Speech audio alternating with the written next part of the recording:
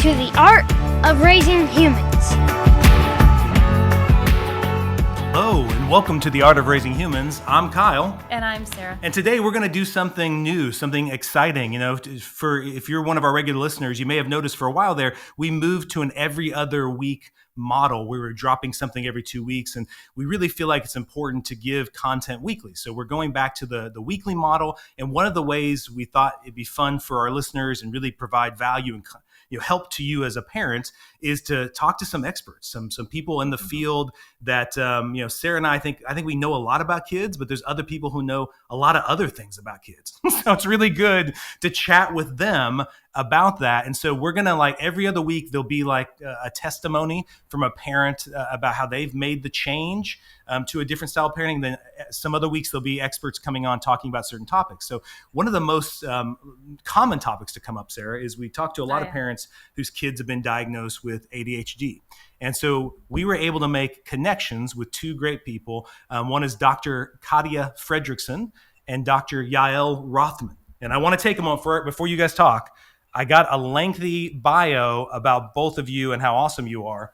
So I just want to sum it up. You're going to sum it up for our listeners real quick. So I took some highlights. So Dr. Katia Fredriksen has a doctoral degree in clinical psychology from the University of Massachusetts, and she has extensive training in helping kids with autism, genetic disorders, learning disorders, and attention and executive functioning. Is that correct? Yes. And for those of you who are listeners, this is one of the first ones we're doing on video. So Sara and I actually have this whole setup that's kind of put together last minute to try to make the video work. So I hope it comes out great. But Dr. Yael Rothman has her doctoral degree from Furkhoff Graduate School of Psychology. Dr. Rothman has worked with children with autism and been involved in clinical research with a primary focus on autism spectrum disorders. So welcome. Thank you for having us. And today we want to talk about one of the things that really interests us. You have a book now, so I want to make sure all listeners can see this, called Different Thinkers, ADHD. All right? Different Thinkers, ADHD.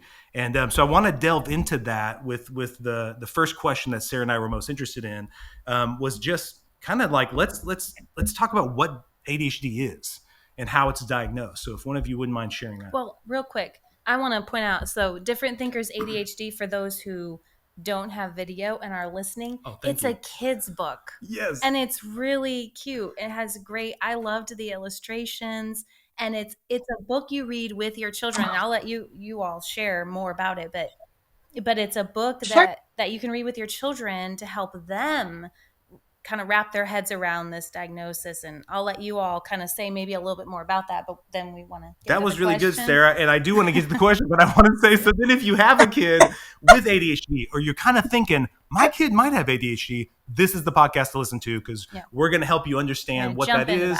Yeah, and look into that. So back to that question is, what is ADHD and how is it diagnosed? Thank you so much. And thank you for having us. So Katia and I are both pediatric neuropsychologists. So we assess children with a variety of developmental differences, medical medical needs, genetic differences, and we support them by coming up with diagnoses and treatment plans. And so one of the things that we often do is assess for ADHD. So we thought we could talk to you a little bit about that and about our book and how it can be helpful. So ADHD, everyone may be familiar with that. It stands for Attention Deficit Hyperactivity Disorder. Sometimes people aren't familiar that there are 3 subtypes of ADHD. That there's ADHD predominantly in attentive presentation, which some people call ADHD. Maybe you've heard of that. That means you just have attention challenges. There's ADHD predominantly hyperactive impulsive presentation, which is a more rare subtype. And this would mean you just have the hyperactivity and impulsivity, and you don't necessarily have the attention challenges. And then there's combined presentation, where you have both attention challenges and hyperactivity and or impulsivity. Now, a lot of times people tell us, oh, well, we all have little ADHD. I don't know if you've heard something like that before. But really, to get a clinically significant diagnosis, to get to meet criteria for a diagnosis, you do need to show a very specific amount of criteria. There's 9 symptoms of inattention, 9 symptoms of hyperactivity or impulsivity, and you need more than 6 of them, 6 or more across settings. If we just hear from a parent that they're seeing this at home, if we just hear from school that they're seeing it there, if we only see symptoms in our office, that doesn't matter. You need to see something across settings to make sure that the diagnosis is relevant. And this diagnosis can be made by many different professionals. So pediatricians can make the diagnosis by usually giving questionnaires to parents and other providers, maybe teachers, something like that. You can go to a psychologist, you can go to a psychiatrist, you can go to a neurologist, or you can come to us, like pediatric neuropsychologists, where we would do a more extensive evaluation that would look at many areas of functioning. Would you say real quick that may be the most comprehensive way to get that diagnosis? It is. It still would be equivalent to the diagnoses you got in other settings, but we would take into account other aspects of functioning. So the pediatrician would just be looking in the questionnaires about the attention and hyperactivity impulsivity. We might be looking at how it impacts academics, social emotional functioning. We take a look at skills like your language abilities, your planning skills, your organizing.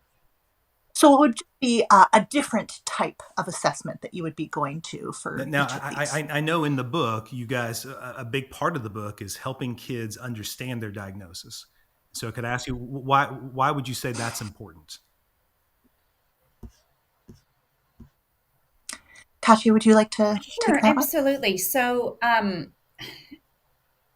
we feel that it's important for kids to understand their diagnosis for a number of reasons. And this is sort of resulting from an evolution in our field, right? So very much over time, for example, when we were doing our training, the emphasis was more on simply providing feedback to parents. Then you would write up your report. Parents would theoretically share a report with school. So the adults surrounding the child would know what was going on, but the child wouldn't necessarily, right? But the fact of the matter is, I mean, as I'm sure, I mean, as the parent of, I think you said 3 kids, right? You guys know, I mean, kids, they pick up so much more than we necessarily realize, right? We don't necessarily realize the depths of sort of what they're noticing, and they may not come directly to us to discuss those things. But so many kids are aware that something is not quite right, okay? They are, why is it that people get mad at me when I tag them on the playground during games, or why is it that the teacher keeps telling me to stop moving around, or why am I struggling with learning reading, writing, math, whatever it is.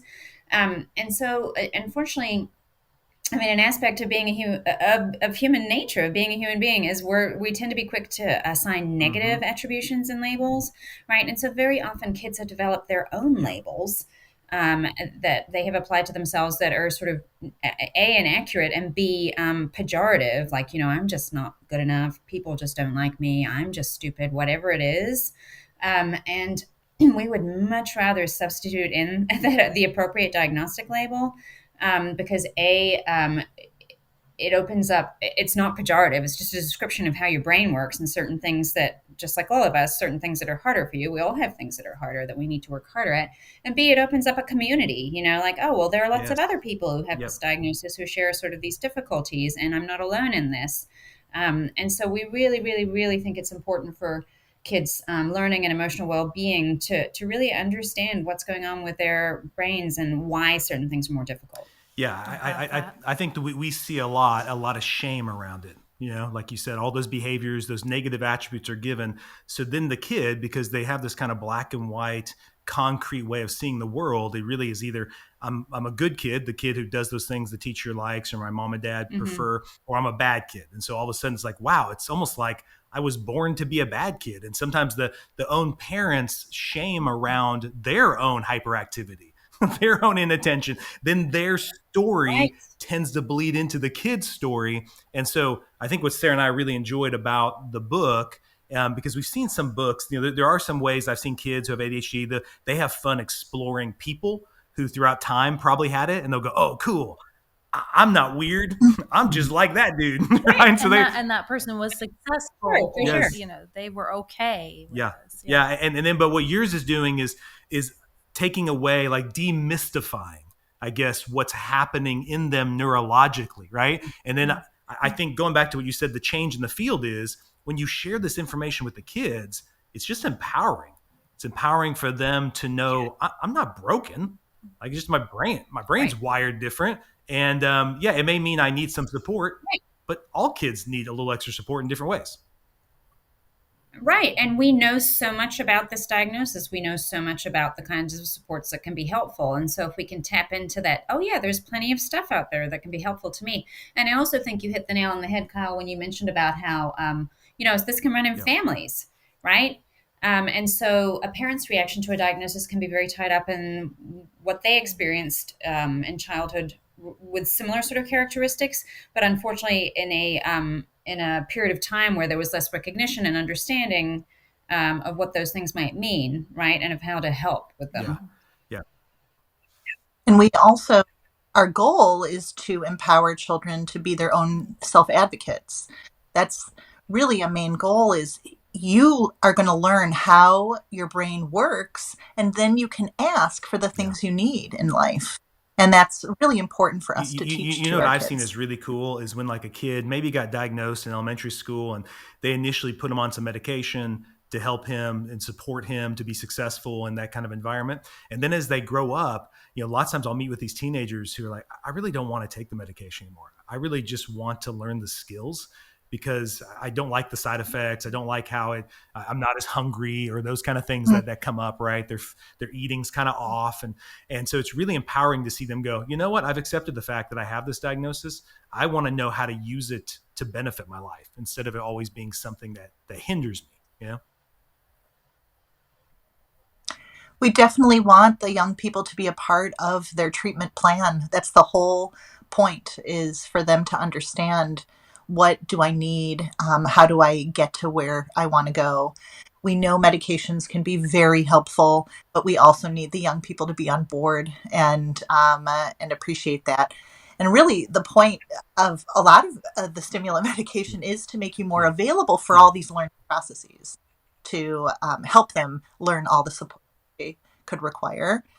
We also know that the prefrontal cortex is developing, and as the young person matures and more development is happening, you might need a little bit less of some of these One thing supports. I really appreciate about it, I find in working with some families, it's they want to be careful their child understands what's going on and doesn't feel bad about it, but they don't always know how to do that. They don't know how to talk about it. They don't know a language, like, how do I help my child understand what's going on? And I liked the piece of the book, and I'd like to hear your thoughts on this, just of creating a language around it, what is happening in their brain, what they can do, how to view these behaviors that maybe they'll say, oh, they're hyper, or they're always running around, but it gives them language to talk about what's going on and what they're doing, instead of it just being, you can't sit still. It reframes it and explains it. Yeah, that's an excellent.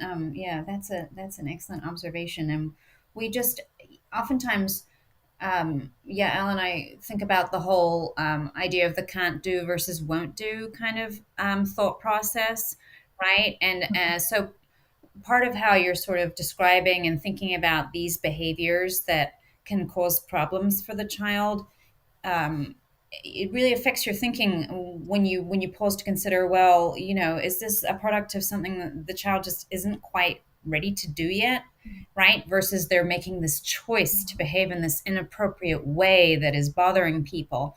And I mean, of course, we're all human beings, and every now and then kids are going to push buttons on purpose, and that's just part of, I mean, that's just part of normal development. But most of the time, when kids are doing things that are problematic, and you're finding yourself giving them a lot of negative feedback about it, there's a reason why they're doing it, right? And so that's another sort of element to this. I was reading the other day about how kids with ADHD get a much higher proportion of negative feedback than a quote unquote sort of typically developing kid. They're hearing like messages all the time around things they need to stop doing, or problematic things they've done or said or whatever it is. And that's just, damaging over time, that persistent negative feedback. Something I was going to add, I've seen I was a school counselor for 7 years in the elementary school system. And there was times in the process of learning about this, how to help kids with ADHD and engage with them in the classroom, there would be, I'm thinking of one kid in particular that was at my school. He was a kindergartner, and he was just getting in trouble all the time. And all the time when I'm in the teacher's lounge, I just heard nothing but negative conversation about this kid. And then the mom was a single mom. She eventually was able to finally get him in to get a diagnosis. He was diagnosed ADHD. They got him on some medication. And all of a sudden, the kid was an angel. All of a sudden, like now everything the teachers were saying was positive. And something troubled me about that, about just like, he's the same kid. He's not a different kid. The point is, he just got some support. But it kind of bothered me that the teachers had, this narrative about him that he was almost like Dennis the Menace. And now all of a sudden, because he got some medication, like the medication didn't change him. He's still the same kid. No, I mean, I imagine it made it easier for them to see the strengths, yes. Right? I mean, because, our brains just orient to negative data, right? It's a survival mechanism of how, we've developed over time neurologically, and we orient to the negative. And I can imagine, I mean, I'm not a teacher, but I can imagine you sitting there in that classroom with, God knows, like maybe 30 kids. I mean, something sort of, and there's this one kid who keeps needing to be, needing additional support, and how sort of over time that could be stressful and hard. And you might slip into a more negative sort of thought process. And it's so nice when you can, that stuff, if those sorts of issues reduce, and then you can really see the strengths that are there underneath, right? That's another reason why we think the label is important, because we'd much rather that teachers and other people involved in the kid's life really understand the cause of what's going on, instead of some of, again, the more pejorative sort of labels people leap to. We wish that wasn't the case, and that we all understood that actually almost in every case, children never want to be bad. They want to be good. They want to be pleasing. They want to get love and attention. But it is challenging when, like Katia just said, you have a class of 30 children, and maybe there is one that is causing more shift from the lesson plan and all of things for a teacher who doesn't have the support that they need maybe in the classroom. So unfortunately, we do need to reframe that with a lot of educators, and sometimes with parents too.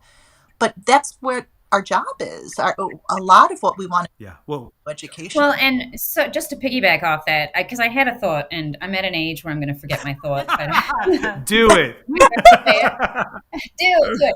Well, so I was thinking of your example, Kyle, of, say, the single mom, right, with the young kid, and the that's another reason why we wrote this book, is that single mom, you get on that waiting list for an eval. It can take ages. Evaluations cost a lot, takes time, takes money.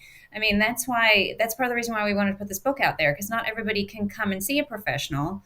And this is a way to sort of, for parents to understand better and to present this data to the child without, it's just a more accessible way of getting to those things. Well, and something I think the book helps too is I'm kind of obsessed with this metaphor of having a closed hand or an open hand. It's simply a picture of a closed kind of fixed narrative or an open kind of growth mindset narrative, right? And I think what a book like this does, at least for the kids I see that I know have ADHD, when they're able to get information like this and you go, oh, let's demystify this. There's nothing like, because up until then it's been like this closed narrative of I need to get my act together. I'm the disruptive kid, or I'm the kid who's always not paying attention. And they've heard that in a lot of demonstrative ways from the adults around them, that basically the shame message is you're not good enough.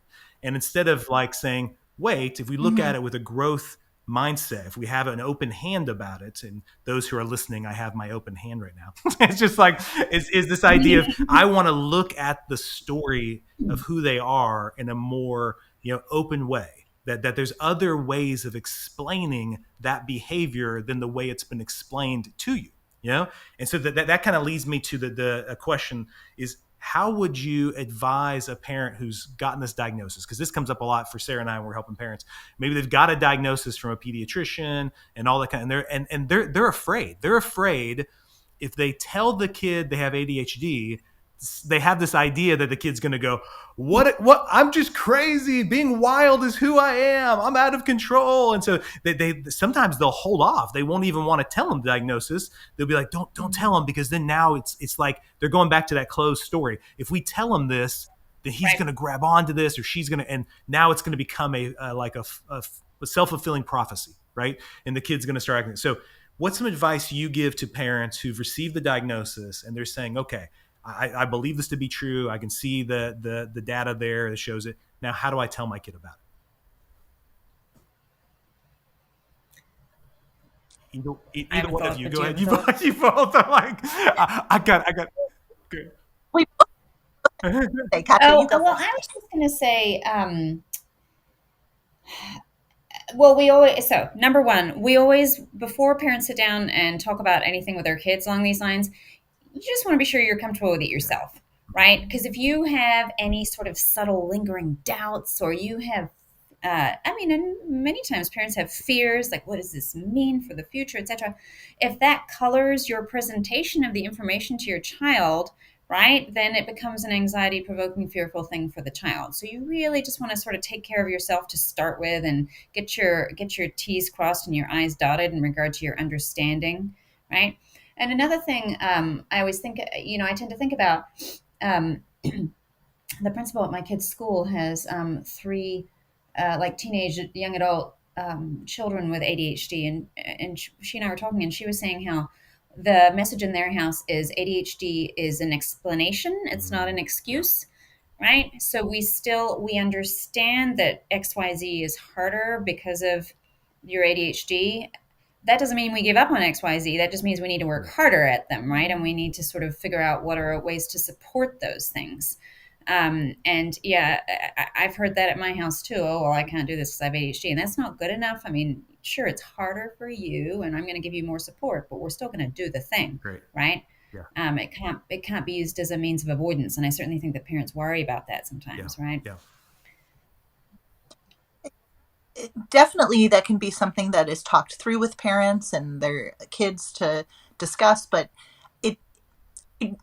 it's not as common to have this. It's as a self-fulfilling prophecy. More often, I would say that it becomes an understanding. So like we said before, this young person is thinking something is wrong with, and they're giving themselves these negative labels, and then you give them an understanding of their brain, and it actually usually opens up to, oh, and if I do this, that will work and I won't get in trouble, or, and kind of spirals from there.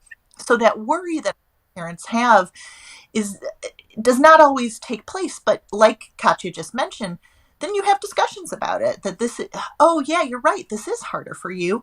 And that's why I learned how to create a visual schedule together with you. So let's set that up together. And then hopefully at some point, the kid is even saying, I want a visual schedule because I think that will help me, mom or dad, right? And that's where it gets really exciting. And I loved how you were saying that, a minute ago about the parent's own story and them being reconciled with that, because I definitely see that if the parent hasn't done that, and a lot of what we do on this podcast is we really want parents, looking inward first and really understanding the part their story is playing with their kid. And I really think that's kind of an emphasis we have, that change always begins with me. And so I want to make sure I'm first holding this story without shame, that there's nothing wrong with me. If I have it, there's nothing wrong with my kid. And then that way, then when you talk about it, it kind of takes all the energy out of the room. It makes it so it's not, like the parents I know that do that successfully, they talk about it really matter-of-factly. And the kid is able to talk about it really, it's almost like having some kind of, like I've got dyslexia or I've got something. It's just like, I have this. It's no big deal. It's just, and then I've learned how to work with it. Right. And that's an excellent point, because I feel like sometimes parents worry that, like we alluded to earlier, oh, well, I had a similar sort of issues when I was in school and I really struggled and it was so hard and I had this awful experience, and it wasn't until I got older and I really, found what I wanted to study in college, and then I took off. They've had this sort of series of negative experiences, and they associate it with the diagnosis, right? As opposed to the fact that, this was maybe like 30, 40 years ago and there was not as much known, and, and so they didn't get the sorts of supports they needed.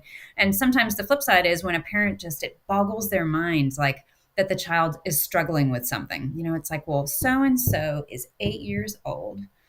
They should be able to do XYZ. And we have to just rewrite that narrative around, okay, should is one thing, but, can they really do it? And maybe our expectations are not accurate. And maybe we're basing this on what we saw with an older sibling who doesn't have ADHD, or ourselves, we were like a type A high achiever, and here's our kid with ADHD sort of struggling with homework. I'm like, why are you struggling? This should be easy for you. And that's just so frustrating for parents and so unproductive for the child, right? And so that, I feel like, is another point where that comes up pretty frequently. Yeah. If I could share a quick story that I think kind of sums this up too, about this interplay between kids and parents. There was this kid I was helping that was a teenager, and she, for quite some time, had a lot of big blow-ups with her parents, like nightly blow-ups about, a lot of things that are typical of kids with ADHD. So a lot of times not being organized, not, being distracted, not being on time, all this stuff. So the parents were very kind of type A, and there was big blow-up, especially between dad and the daughter. And there was this really moving moment that happened where the dad took her somewhere, she got a diagnosis, right? And then dad actually did his own work. He studied it. He talked to a counselor who was skilled in this and explained what it is. And it hit him that, oh my gosh, my daughter has this. And even it was obvious somewhat to me, because even one time, in order to do better on a test, she actually took someone's Adderall and used that and did great on the test. And so she was feeling a lot of shame, and dad was mad that she had taken this drug and all this stuff. But there was this moment where he said, I want her to come into the session with me and I want to talk to her about this. So she reluctantly came in. She wasn't sure, but she trusted me. So she came into the session, and I was like, this is going to be great, right? So dad starts telling her, he's like, tears in his eyes, I'm so sorry about how I've handled this all your life. But now I know this diagnosis and what it means for you and how hard it is for you. And I want to say I'm sorry. And I thought she was going to be like, Dad. But instead, she looked at him. She was very mad. And she said, oh, okay, so now you know I'm broken. Now you know that there's something wrong with me, and now you feel sorry for me. Is that what? And I could see that there was all this shame of all those arguments with dad, and dad did something awesome. Dad looked at her and he said, you're right. I do that sometimes, where I come across as arrogant, like I know more. I make you feel bad for who you are, and I am sorry about that. That's not what this is. I've really messed this up, and I want to do this better. And then you saw the girl soften, tears came in her eyes. And it was just this beautiful moment of the diagnosis brought understanding and dispelled shame. And that brought up compassion. This sense of like, wow, I could have been suffering with you through this, helping you with this. Instead, I was just, rejecting you because of it. And it was just a neat moment of freedom that family felt in the moment. What a great thing to witness, right? Yeah. And especially how the dad was able to even double down. Yeah. Right? He originally laid himself bare and she wasn't receptive to it. And he took that even extra step. That's pretty amazing. Yeah. No, I was quite happy because I was really worried. once she came back mad, I was like, yeah. But I give that story too, because I wanted to, the shame that she had been dealing with for all that time, that she wasn't going to risk, and she didn't believe the compassion was real. She had really bought into this. There's something wrong with me. There's something messed up, So I really, Sarah and I really want to thank you both for taking the time. I want to once again show the book. So for those who can see on video, it's called Different Thinkers, ADHD. And so tell them real quick where they can find that book. Yeah, you can buy it wherever books are sold right now. If you buy your books Amazon or Barnes & Noble, our publisher at Boys Town Press sells it on their website as well. But it's available. Great. many Awesome. different very places easy now. to find. Okay, good. Well, good. I want to thank you for your time again. And so for all our listeners, I hope this was a very helpful episode. If you have any questions or any thoughts, does my kid have ADHD? I hope this gave you a resource and some information to better know how to handle that, how to share that story with your kids. There doesn't need to be any shame or fear about this. That at this day and age that we're at, there's so many ways to support you and your kid to be able to make this actually a thing that unites you, brings more intimacy in your family rather than pushes you further away. So I want to thank you for your time, and thank you, listeners. Thank you. And Thank you for having you're welcome. us. And for those of you who like this episode, please like it, give it a rating. We love 5-star ratings, right? We love the comments. If this was helpful to you and there's other subjects that you're like, hey, could you have an expert on this? Let us know, because we want to find those people and to be able to give that information. So I guess that's it, right? Yeah. So, Thank you for listening. The Art of Raising Humans podcast should not be considered or used as counseling, but for educational purposes only.